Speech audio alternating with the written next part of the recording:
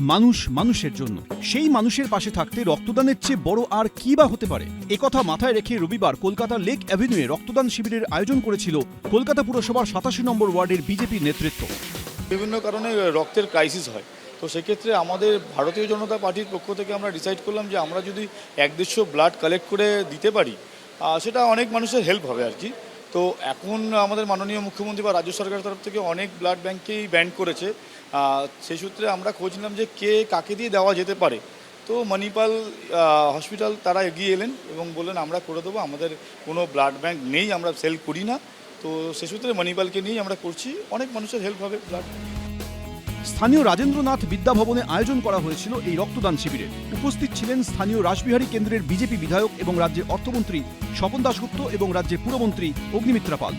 আজ 87 নম্বর ওয়ার্ড প্রমাণ করে দিয়েছে যে এখানকার মানুষের মন কতটা সংবেদনশীল ও বড়। আমি আমাদের সমস্ত যুব বন্ধুদের এবং দলের কার্যকর্তাদের অনুরোধ করব এই সেবায় মানসিকতাকে প্রতিটি ঘরে ঘরে পৌঁছে দিতে। বলা হয় রক্তদান জীবনদানের সমান। সেই কর্মযজ্ঞে এদিন অংশ নেন এলাকার বহু মানুষ।